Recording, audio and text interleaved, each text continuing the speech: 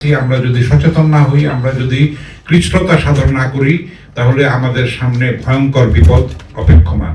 আমি মনে করি যে প্রত্যেক স্কুলে স্কুলে একটা বাধ্যতামূলক স্বাস্থ্য পরীক্ষা করা উচিত। আমি মনে করি মূল জিনিস হলো রাজনীতি। রাজনীতি যদি ঠিক থাকে, যদি সৎ থাকে, দেশপ্রেম থাকে, সদিচ্ছা থাকে, দুর্নীতিমুক্ত থাকে, বৈষম্য মুক্ত থাকে, তাহলে সেই প্রশাসনের কাছে সেই সুশাসন যদি আমরা পাই, তাহলে সব ক্ষেত্রে কিন্তু আমরা একটা ইতিবাচক পরিবর্তনের বিষয়ে আমরা আশা করতে পারি। আমাদের বায়ু দূষণ, আমাদের জলবায়ু পরিবর্তনের যে ধকল এবং ভোগান্তি, সেটা কিন্তু আমাদের ভয়ঙ্কর বিপর্যয়ের মধ্যে ফেলে দিয়েছে। এবং সাম্প্রতিককালে আপনারা জানেন যে বিশ্বে যে যুদ্ধের দামামা শুরু হয়েছে, মধ্যপ্রাচ্য আক্রান্ত হয়েছে, আমরা নিজেরা আক্রান্ত হয়েছে, আমাদের বাংলাদেশি ভাইয়েরা মারা যাচ্ছে, প্রতিদিন মারা যাচ্ছে।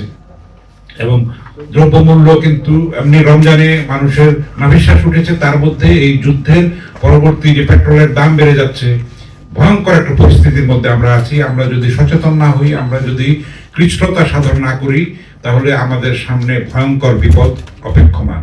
আমরা যেন সচেতন হই, আমরা যেন সবাই মিলে চেষ্টা করি। এবং আমি মনে করি যে প্রত্যেক স্কুলে স্কুলে একটা বাধ্যতামূলক স্বাস্থ্য পরীক্ষা করা উচিত। আমি মনে করি, কারণ আমরা সেটা করি না। একটা দুইটা স্কুলে করি, দেশের প্রত্যন্ত অঞ্চল অবহেলিত উপেক্ষিত থেকে যায়। ঢাকাই তো আর বাংলাদেশ না। এটা প্রত্যেকটা স্কুলে এমন একটা পলিসি থাকা উচিত। আমরা চাইবো যে নতুন নির্বাচিত গণতান্ত্রিক সরকারের কাছে আমাদের দাবি থাকবে, যেহেতু তাদের জনম্যান্ডেট নিয়ে এসছেন, বিপুল নিরঙ্কুশ সংখ্যাগরিষ্ঠতা নিয়ে এসছেন, বাংলাদেশে একটা গুণগত ইতিবাচক রাজনীতির পরিবর্তনের ধারা আমরা লক্ষ্য করছি। আমরা যদি স্বাস্থ্য যদি আমরা ঠিক রাখতে না পারি, তাহলে আমরা সমৃদ্ধ বাংলাদেশ কি করে গড়ে তুলব?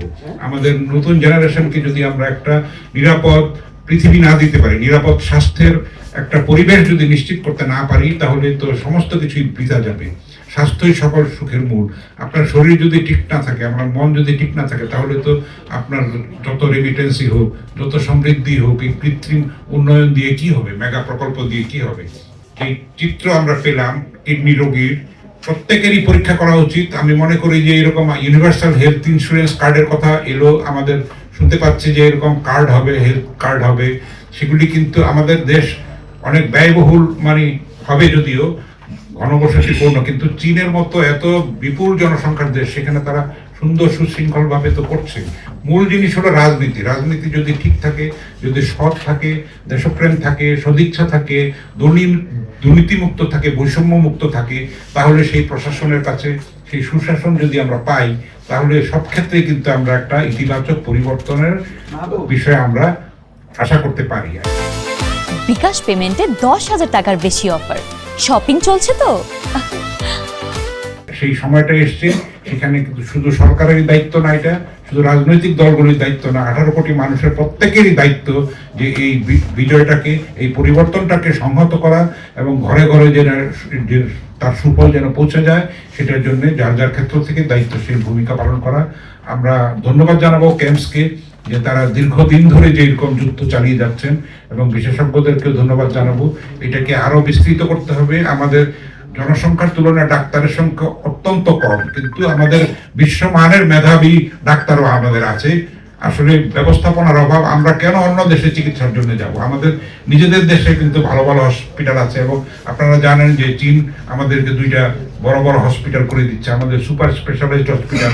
সেটা ব্যবস্থাপনার অদক্ষতার কারণে কিন্তু আমরা সেভাবে ব্যবহার করতে পারছি না, যেটা কোরিয়ার সঙ্গে জয়েন্টলি এটা আমরা তৈরি করেছি, কিন্তু সেটার সুফল আমরা পাচ্ছি না। সব ক্ষেত্রে কিন্তু মূল জিনিসটা হচ্ছে নেতৃত্ব, এবং রাজনীতি যদি সৎ থাকে, স্বচ্ছ থাকে, দেশপ্রেমমূলক থাকে, তাহলে কিন্তু অনেক সমস্যার সমাধান হয়ে যায়।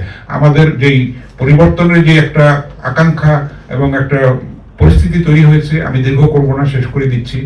আমরা চাইবো যে প্রত্যেকটা স্কুলে স্কুলে এবং পাড়ায় পাড়ায় যেন এই স্বাস্থ্য ক্যাম্প বাধ্যতামূলক করা হয়।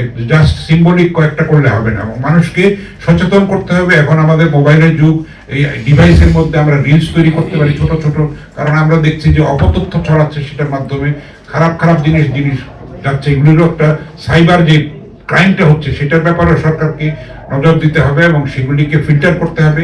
কিডনি যেরকম একটা ফিল্টার, আমাদের গভর্নমেন্টের এমন মেকানিজম থাকতে হবে, যেখানে ডিভাইসের মাধ্যমে টেকনোলজির নামে যেগুলি অপতথ্য ছড়াচ্ছে। আমরা জানি গতকাল ভারতের কর্ণাটকে 16 বছর কম বয়সী শিশুদের এই মোবাইল ফোন সোশ্যাল মিডিয়া ব্যবহার বন্ধ করা হয়েছে। আপনারা জানেন অনেক উন্নত দেশও এটা আছে।